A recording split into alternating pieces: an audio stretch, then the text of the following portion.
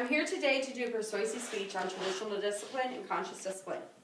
I'm going to prove to you that conscious discipline is a new and improved best discipline around. Traditional discipline is a wrong way. It's a negative approach with children. This discipline hurts children instead of improving their behavior. It makes them feel worse. Conscious discipline is a more positive approach, building relationship, making connection, improving a parent first or an adult, and then the child second. Before we get into the journey of two disciplines, I'm going to take the camera around the room to show that there's people listening.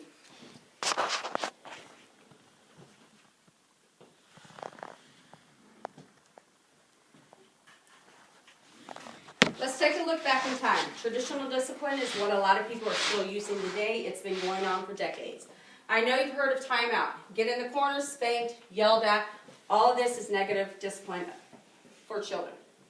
Our classroom that is set up with a reward system, you take a star, you have 4 stars at the beginning of the day, take 1 away if you behave bad. I know you may have been that parent or caregiver. If you're good in a store, I will get you candy or a toy. You may have been that parent that said, I can't believe you did that. Why do you always have to keep doing that? Get out of my face. Why don't you go behave right? Go in the corner, whatever, go do in timeout. Just go figure out what is wrong with you.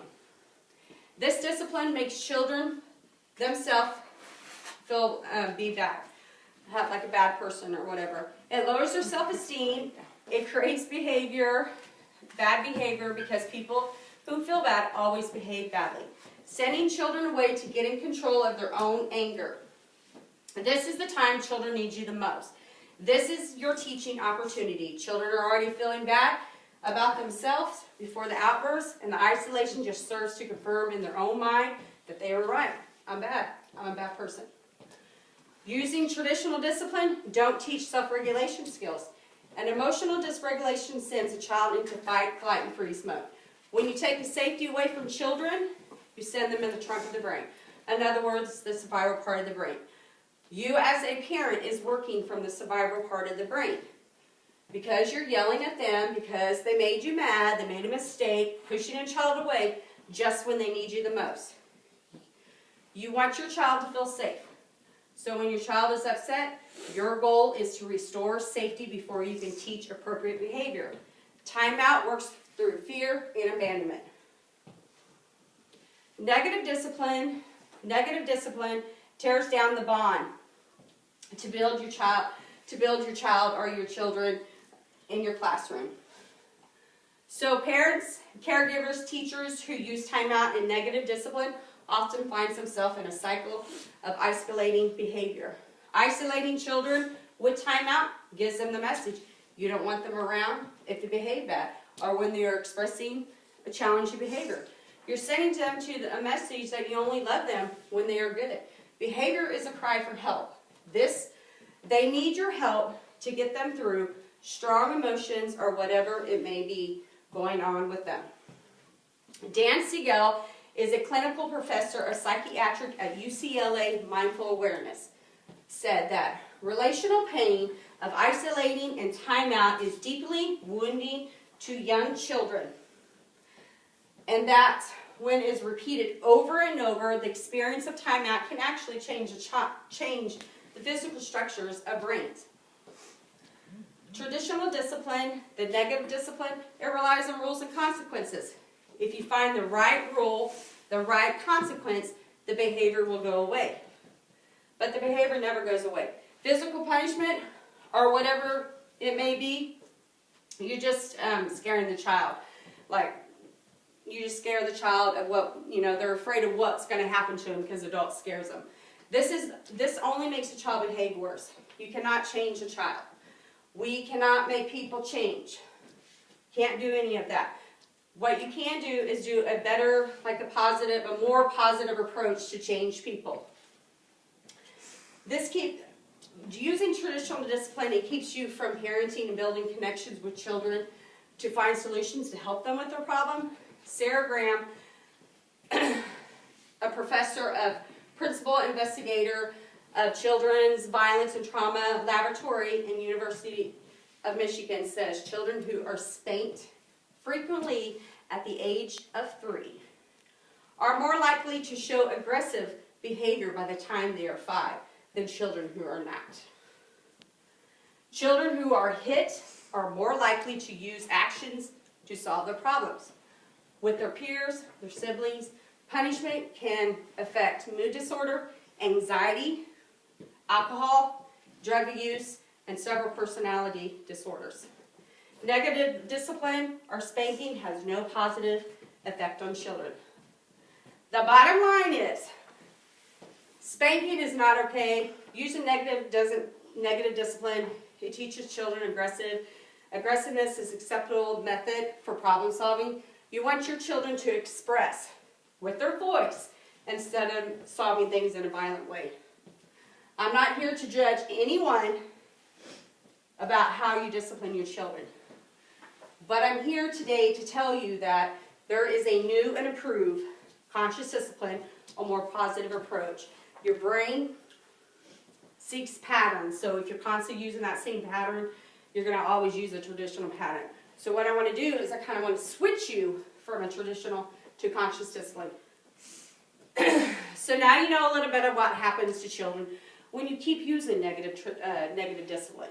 Let's take a look into a new and improved way of discipline. I've been using conscious discipline for almost 6 years in my classroom and everyday situations in my life. Conscious discipline is an effective-based self-regulation program that integrates social, emotional learning for discipline. This program was developed by Dr. Becky Bailey.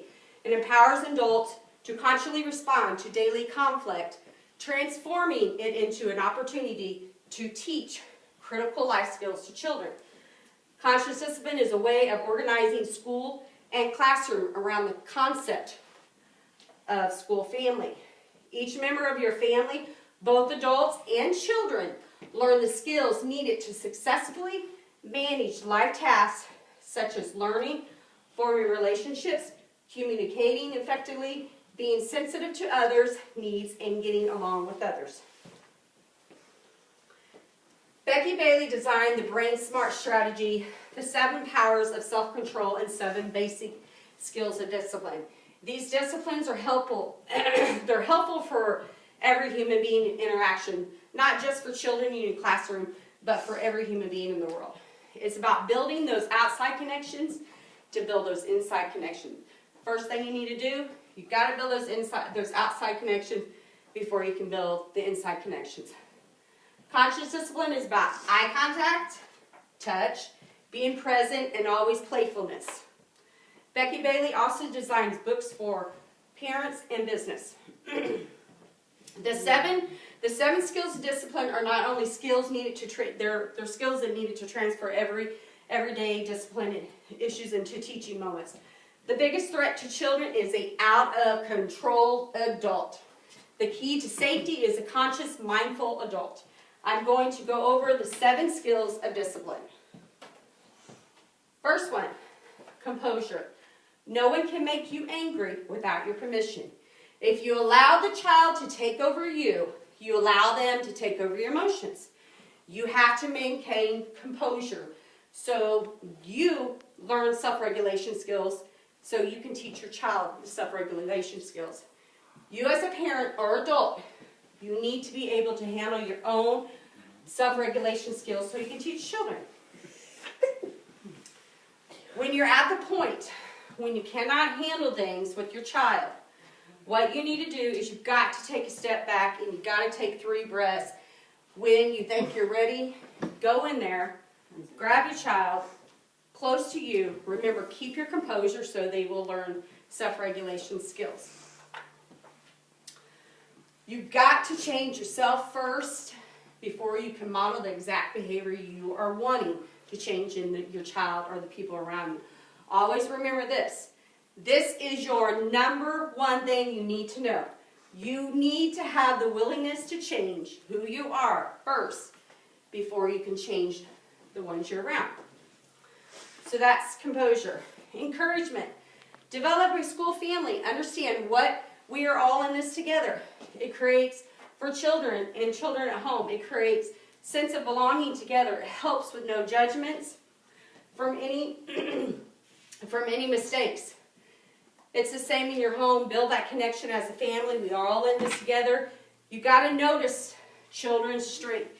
You teach them. You teach them the ability, about their abilities.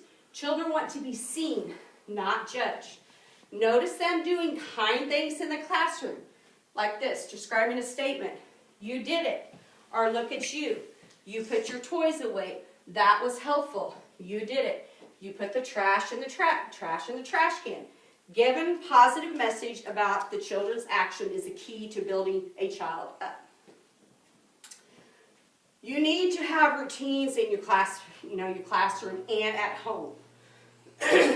This must occur at the same location, same time, for the same reason, same connection. Same for at home. You got to make up routines. You got to have rituals. You got to have meaningful songs. Everyone in the classroom needs to have a job and have jobs at home. You as a classroom, you can make up meaningful jobs, like line leader, door holder, pass out papers. Those are meaningful jobs in your classroom. Children can help you make them up. Have them in the same, have them do the same routine, the same ritual over every week. Even at home, help with cleaning off the table, empty dishwasher. Do the same jobs to do every day. And have these jobs be a visual schedule. Kids need to see visual schedules. They need to see a picture and they need to see the word there to know what the word means in the picture. Aggressiveness, saying no, and being heard. When you are upset, you're always focused on what you don't want. Be clear when you tell your child what you want. Instead of saying, stop hitting, stop running, stop touching your friends, stop, no. Don't do that. Keep your hands to yourself, things like that. You teach your children what you want them to do. Like, if you want to say, stop running, instead of saying, use your safe walking feet in the classroom. Your feet, if they're climbing up on cabinets, feet belong on the floor. You don't say, stop hitting. Use gentle touches. Your hands belong to your body, not on your friend. If you are aggressive in setting limits, you are communicating directly what you want more of in your classroom and from the children. So I'm going to give you an example. Say a child came up to you or your sister said, he hit me or pushed me or whatever. And then you respond. This is how you respond to them. Did you like it? 95% of the time kids always say no. Teachers respond. Go tell the person that you don't like him, don't like me to push you or use gentle touches. So you got to get that. Choices. The only person that you can make change is yourself. Giving your power away sets up you to blame. Giving your power away to children sets them up to being pleasers. Give them 2 positive choices. Breathe. Remember that you need to breathe. You got to have your composure. Focus on what you want the child to do. Offer 2 positive choices to accomplish that goal. Like if a child needs to pick up a toy and not wanting to pick up the room and things like that, and they're still going, you could say, give those choices. Say, you can pick up the blue truck or you can pick up the blue car. Which one is best for you? 2 choices, give them 2 choices. If they do not do those 2 choices, your job as a parent and a teacher is to walk over there, say, I'm going to pick those things up for you, and then you take those toys away. You just take them away, put them out, tell them they cannot get them out that day, and they're not going to get them out the next day. That is a consequence. That is a natural consequence. Positive intent. Begin to look for the best in others. Turning conflict into cooperations. With positive intent, we can transform hurtful situations into teaching moments. Empathy. Gain an understanding of the moment and validating the emotions of a self and others. So that means when you have a child, if your child comes to you, Two kids are fighting in the classroom and they come to you. Always notice them. Notice how they feel.